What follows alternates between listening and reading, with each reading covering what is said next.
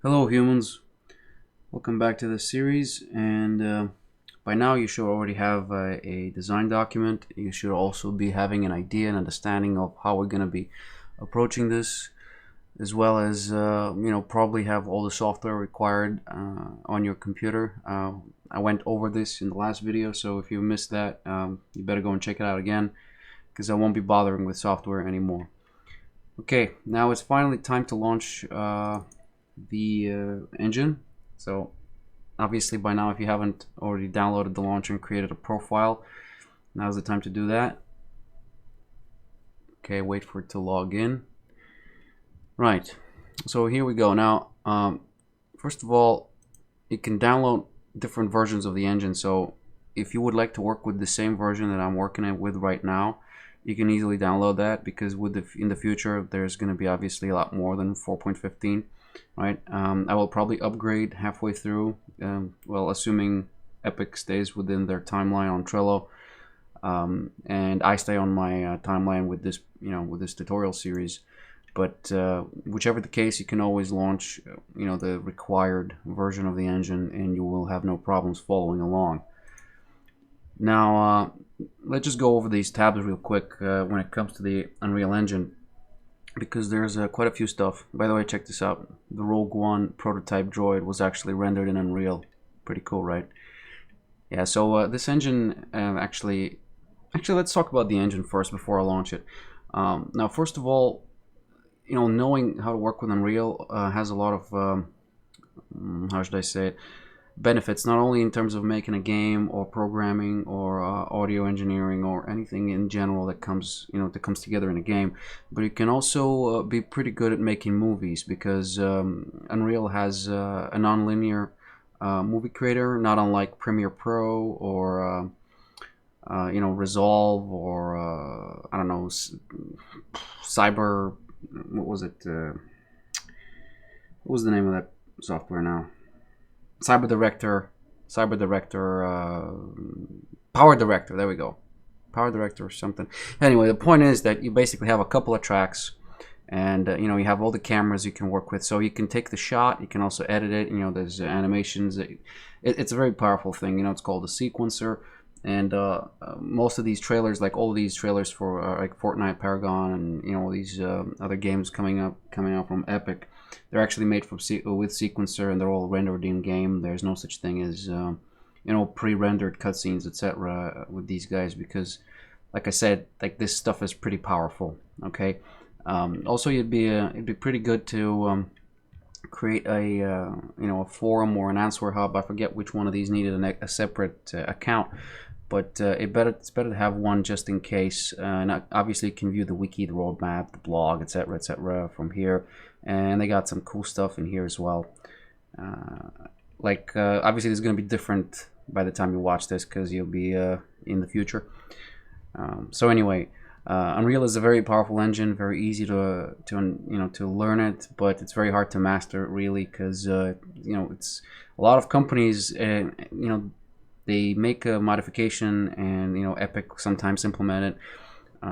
It's open source in this manner. So a lot of people work on this in terms of C++ and programming it in such a way that it's more and more efficient, and they add a bunch of new features that not necessarily may be required for gaming, but will be there if you want to do something crazy with it. So in terms of options, I don't think there's an engine out there that has a wider set of tools than Unreal Engine, just for the reason that it's basically open source. So the whole world is basically working on it. Like, if you know C++, which if you do, I really don't know what you're doing watching this series. But if you are some crazy hacker there or something, and you want to do some shader optimization, or maybe you want to do some speed up the rendering, or just want to check out how the engine works in general, you can always just download the engine. Right, you click on your library, you can get the source from GitHub. Obviously, here's by the way, we're going to talk about the marketplace. There's a bunch of stuff from Epic, for example, like the multiplayer shootout, which is an example project for multiplayer games.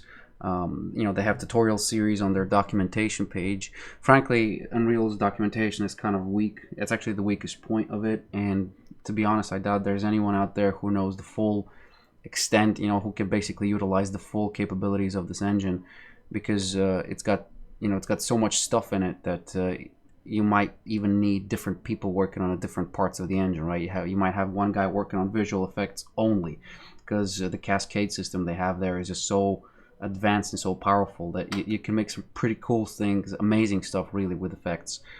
That's just the effects, right? You got UI sections, you got systems, you got programming. Anyway, when it comes to the asset store, please do not get models that you're going to use in your game. Also, the same thing goes for levels. Try to get tools, sound effects, something that makes your life easier. Like, for example, in this case, Chameleon Post Process is a highly recommended plugin here, or an add-on in this case, which allows you to have all the post-processing settings in one single blueprint. In other words, in one single package, right? Instead of going to settings and choosing like the anti-aliasing, how much blur there's going to be, the HDR or anything like this, right? You have all of your stuff here, right? Volumetric fog, ambient occlusion, all that jazz. We're going to go over this, by the way, in the future, all these technical terms for post-processing and rendering, because I think it's important to understand them, right? What's anti-aliasing, how does it work? Obviously, it's not going to be super in-depth and super technical, and as usual, you can always find more information on this topic, better presented actually, than what I'll be able to do so here on the internet. However, just when it comes to the asset store, please just, buy things that the players will not see, okay? I would probably hesitate to even buy animation packs. Maybe for some things, like some default stuff like walk cycles and jumps, but when it comes to like if you want to do melee attacks, I wouldn't do that. However, in general, you could get away with stuff like stances, like proning, ducking, and stuff that players are used to seeing in games at this point, and they're not really going to catch the difference between a custom-made walk cycle, unless someone's limping or something, which is still pretty standard. You'd also be wise to get some regular particle effects. Some of them you could include in your game, others it would be just for prototyping stuff. You could also buy some music. Obviously, that's kind of but unless you don't have a sound guy, that's probably your best bet. Now, obviously, your music may be featured in other games, and people will be unhappy, but chances of them actually remembering the pieces is kind of low. So yeah, you can buy tools as well, like the Materialize VFX, the Explosions Builder, right? Stuff, particle texture pack, and noise patterns, etc. So you might need these either for prototyping or to use on things that the player will not notice. For example, in our game, we're going to have a beach, and therefore you're going to have a background. Now, in this case, for the background, you might want to use something other than just water. So you can add a surfboard or a boat, or maybe a tree, right? And obviously, this is going to be the background, and as such, it won't be the focus of the player's attention. And maybe you could put something there that you've purchased before. However, in this case, we're just going to do everything ourselves, right? Because this is a tutorial, I'm not going to teach you how to buy stuff and add it to a project, which should be pretty easy to do. But you could always, for example, add some random explosions, right? You could build an explosion yourself, really. It just requires a flip book. What was it? The name? A sprite sheet. Yeah, so you need a sprite sheet. Depending on the style of your game, obviously. You may have. Well, you do need some 2D assets anyway, because in general, particles are just billboards. Unless you had 3D particles, which is ridiculously expensive. Like, why would you want to do that? But you could do that. Obviously, you could make 3D particles in Maya. You have vector fields, right? All this stuff is a little bit more advanced of what we're going to do here. So, if you want to get some free stuff, you can get some content examples here, and an animation starter pack for first-person shooters, etc. You could certainly do that. Anyway, let's create a project now. Now I'm going to launch the most recent one. I use this one for packaging issues because it's always good to have a separate, an older version of your engine, not only for redundancy issues, but also, if some of these, let's say you have purchased a particular pack and it doesn't get updated to the newest version immediately. Like for example, well, this is updated, right? This isn't, as you can see, it's 4.13. It's not compatible. However, this is just a material pack. Like this, for example, is, oh well, okay, this is compatible, right? This isn't compatible. This is just a sound pack, okay? So you can migrate it. The only thing you need to do is you need to open it in another project. Anyway, enough blabbering. Let's launch this thing. Okay, so like I said, by now you've downloaded this stuff, right? You have your launcher, you have your account, and now you're going to launch the engine now. And we're going to create a new project, and it's going to be blank. Obviously, there's a bunch of templates, and they're very well done templates, right? Virtual reality templates, top-down, third-person shooter. Like, they're good starting points. For something like ours, we could use a 2D side scroller. Just a regular side scroller, which is a 3D perspective, right? The 2D one is just with sprites, whereas the side scroller here is actually with 3D models.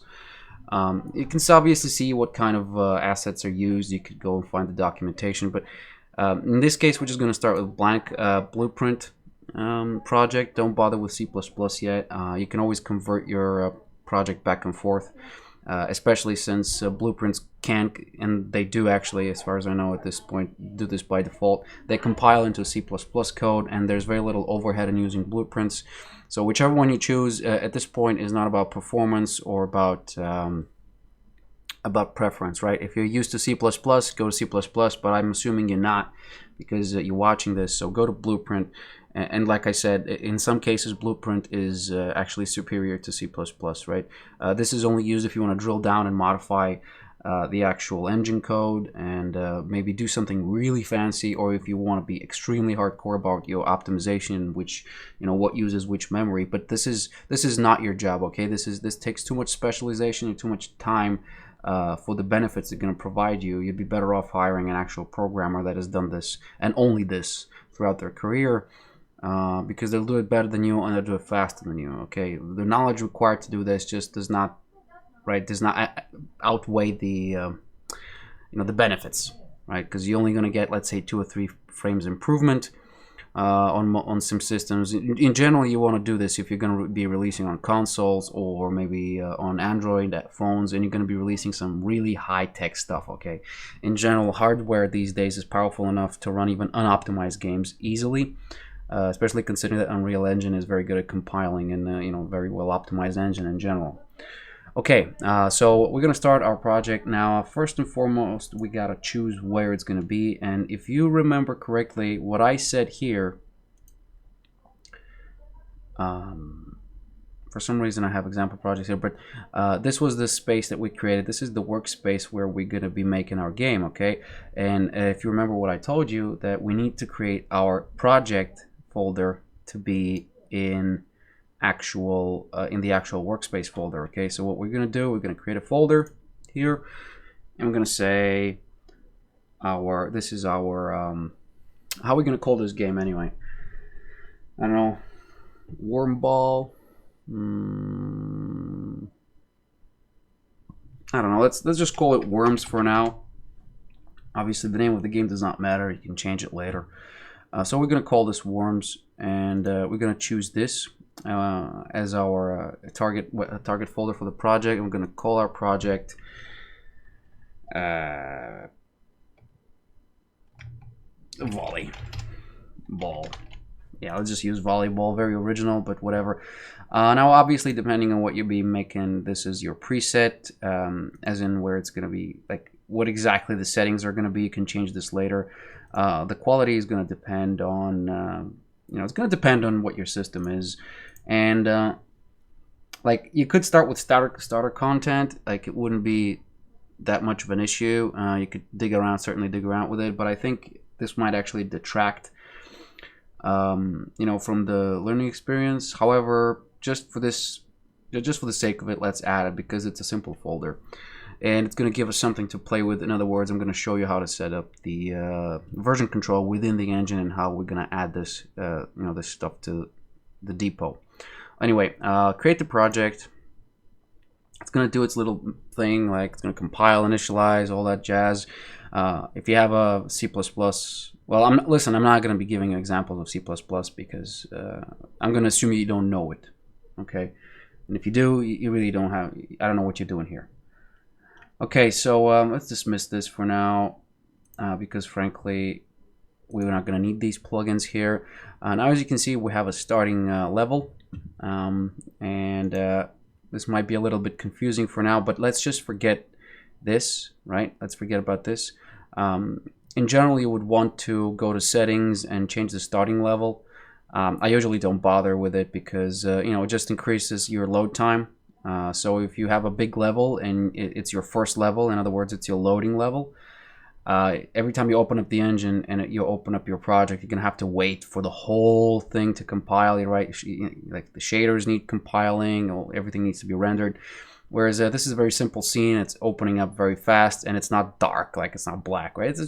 It's nice to look at when you load, right? It opens up and you can see this, you know, this nice, you know, setup. It's basically you and the engine sitting on the table. Anyway, we're not going to go into this stuff just yet, right? This is the UI, and you know, there's quite a lot of things that you want to check out first. So we're going to ignore all of this for now, and the only button that you need to figure out and to use right now is going to be here, called source control. Source control is, in other words, version control, right? There's a bunch of other buttons here, which you know, we'll go over this later. You could always click here for the help, right? This is the welcome to Unreal, blah blah blah. You start doing your you know, intro. You could always certainly do that, but you know, since we're doing this together, let's just click on source control, and we're going to connect to source control. You're going to choose the provider. Now, obviously, this works with Git and with Subversion, but Perforce is the preferred software package when it comes to source control, especially by, you know, big companies. So if it's good enough for them, it'll be good enough for you. Like NVIDIA does its thing with Perforce, even car makers use Perforce, engineers. Now, what we're going to do here is we're going to use the local host. In other words, we're going to be using our local depot, okay? So we're going to have to log in with the credentials that we set up here. We're not going to be using the this one, right? The Barbarian SSL one. This is obviously the Google Cloud version of virtual machine, and this is what you would need to put in here. Okay, so you're going to take the 2.3. You may need to add the SSL. I'm not entirely sure how this would work from here, but when it comes to the server, you either just type down the SSL or you type down the actual IP address with the port number over here. In our case, this is actually local, so we're gonna just take the local host version of it. The username in you know, in the Google's case would be Barbarian, right? And the password probably will ask for password. You're gonna, you know, type in QWER1234. That's the password we've set, unless you've somehow changed it. Now, when it comes to the workspace, ours, I believe, was named Titspace. Yes, is that correct? Let's see. All right, localhost one. Oh, the workspace is Flintstone space for some reason. Let's see what's the story there. Yeah, so for some reason I, had a lapse in judgment. But actually, let's just commit this stuff to the depot while we're at it. So essentially, what we're going to be doing here is localhost is the name of your depot, right? This is your server essentially, and you're going to add the files here. Obviously, you can do this from the browser, but this is going to pop up here and tell you how to do this. So you're going to click next. Oh, sorry, my bad. I gotta click browse. So go to go to game dev, go to Titspace, go to worms, and add the whole thing. Actually, wait, no, my bad. You need to add your content and your config.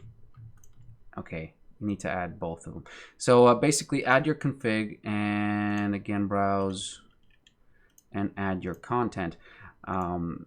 So this is the stuff that you essentially need. For some reason, this is under config and content.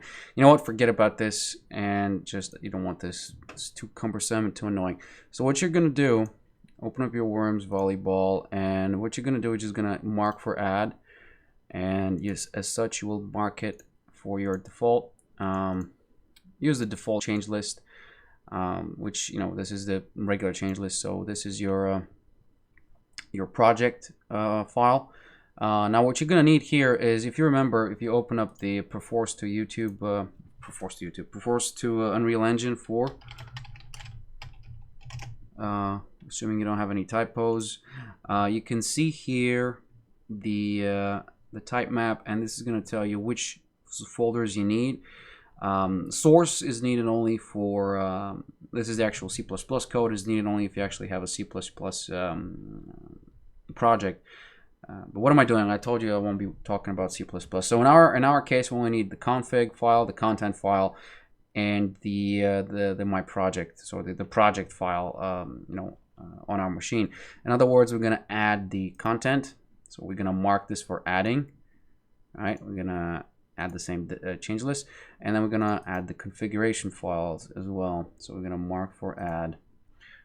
And as such, we have a pending file list of a bunch of stuff, which is essentially our starter content. As you can see here, this is all from the starter content, and that's the only reason I actually included it, because I'll be able to show you how to actually add all this stuff in. Now, the saved and intermediate stuff that generated on a per project basis. In other words, you don't need to share this with your teammates. You don't need to back it up, because the saved is obviously your autosaves, okay? Backups, collections, and all that jazz. So you don't wanna version control this, because this is like a backup type deal where, if all else fails, you could always check out your autosaves and see, if they got something that you missed out. But in general, you won't be using this unless you have, if you have version control, you'll be just using your version control. And this is basically it. So what you're gonna do now, you're gonna basically click add. Oh, sorry, my bad. You're gonna check this out. You're gonna submit all of this. So you're gonna submit this to your depot. So this is initial server population, or just initial file dump. Right. So you're populating your server with files. So you can basically add a bunch of stuff here. It's basically a control scheme where if you have other people, who did this, why did they do it, etc. If you were a programmer, you'd be adding, this is your job. But some options here as well. You can restrict some access, but you don't need this, okay? For this is the initial dump, so you're gonna submit. And as it's doing its thing, it's submitting to the depot. As you can see, we got 274 files operating. And this essentially should be it once it's loaded. Right, while it's doing its thing, let's just fill out our little source control space here. So the workspace is actually called Flintstone. Is it with a T or just not with a T? Flintstone. Flintstone.space. Okay. And this should work now. And there it is. Connection to source control was successful. So now that you click here, you should see, well, you should maybe refresh. Is it possible to refresh? Let's see if I check the whole thing out. All right, okay, we have to submit to source control. I think this thing, Unreal hasn't figured it out yet that this thing is source controlled, so we might have to restart it. Obviously, we could just do this here, but in general, there you can sync. So just sync everything. There we go. Have not been sync, obviously. So let's see, architecture, source control, check out. Yeah, so now you can check out stuff. In general, let's go to the maps, okay? So let's go to the maps and open the advanced lighting, or the minimal default, or the starter map. Let's open the starter map. This is just flash here, okay? So let's sync the minimal default first. Oh, it doesn't have to be synced. Yeah, whatever. So let's say we want to work on this, okay? So let's say you want to go into here and maybe you're going to add or change the ocean water or the lake, or you just want to add a different material here. Watch what's going to happen if I try to do something here. Let's say I want to delete this. It automatically checked out this file. So what this means that your Unreal Engine program, well, the engine basically, it decided to check out the file that you're going to be editing in order to be submitted with a new version. So what you're going to do now is save this, right? And these are the checked out assets which you need to be make right, or which you need to check them out, right? And once you do, you're going to have a different version. So let's say I'm going to delete this. Okay, I'm going to delete this, for example. Right, and now this is a different version of the starter map than the original one, right? We don't have a sphere here anymore. So once I save this, it's going to ask me to check out. So I'm going to check out the selected ones, and as you can see, there's a little red tick here saying that, listen, man, you know, you're working on this, okay? You're working on this, and nobody else can access it because you've checked this out. Unfortunately, I don't have someone who can maybe check it out from another. From another computer, where you can see that you won't be able to check out this file. But what we're going to do now is we're going to check it in, and we're going to say desecrated the starter map. So what we've done, we've destroyed, we've deleted a file here. Okay, so you can obviously keep the files checked out, but assuming you're checking them in, you basically want to submit it, right? So what you're going to do here is going to check them in, and change list number 2 has been created. You can even see in the message log here, what's been done. Obviously, you have to get all the way back and down here, and the message log is a handy tool, but we'll talk about this later. Essentially, what you need to know right now that if you want to work on a file, generally the software, the engine would check it out for you. However, if it's not checked out, you should check it out manually.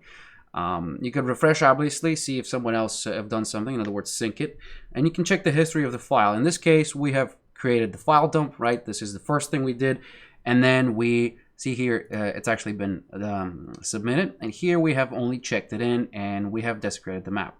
Okay, so if we don't want this, for example, we can you can open up the history again and maybe get this file, and you can diff against it, and oh, my bad. Yeah, this is not code, I'm sorry. Once you submit this, you'll be able to restore the file from your P4V. I'm not sure you can do this from the engine, right?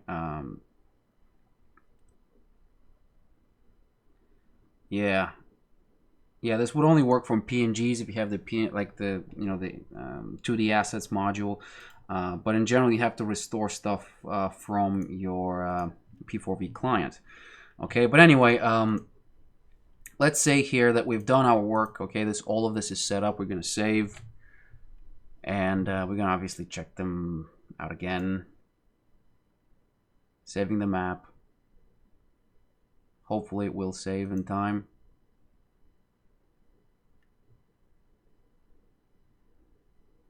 What's the story here now?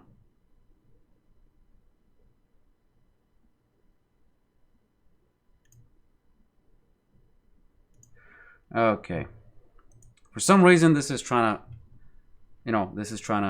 to, play games with me. But check it in. Sorry, my bad. Revert it back to this. Oh, for crying out loud, seriously. Revert. Is it alright? No, it's not. Okay, whatever. Just close the damn thing, because it's bugging out at this stage. The initial... Maybe I should have restarted it before I actually started checking things out, because, I did the submit from here. Anyway, as you can see now here, content, we've got started content, we've got maps, and we've got our starter map, which is our second. This is the second version of the map, right? So if you take a look at this, you can take a view, history, and you can see the history of this file, right? So it was added here, but it's still checked out here. So what we need to do is we need to submit this, right? In other words, we need to create a change list and submit this. Well, why does this not want to submit? I don't understand.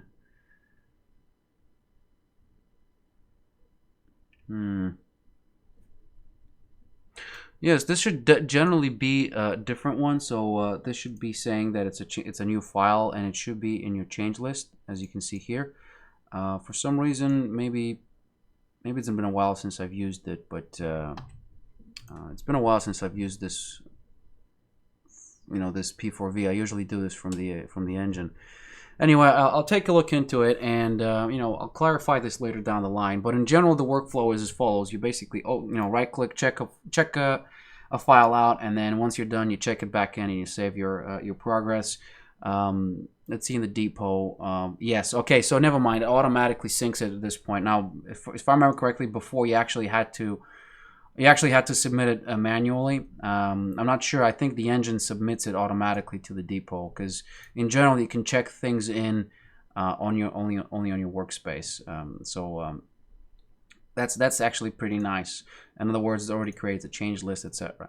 Anyway, yeah. So there was no problem here. In general, essentially you're gonna have all your stuff here. You could obviously restore it. So let's say you want to restore it. So you're gonna get revision, and you're gonna take this revision, specify revision, change list, browse, and you're going to change the initial file dump, and this is going to restore your file. Okay, so you could, for example, revert back to the original state. That's the cool thing about this, right? So if you take the revision, obviously the latest one is what you probably you'll probably need, but if something screws up, you could always go back. Okay, and you can specify it in different ways.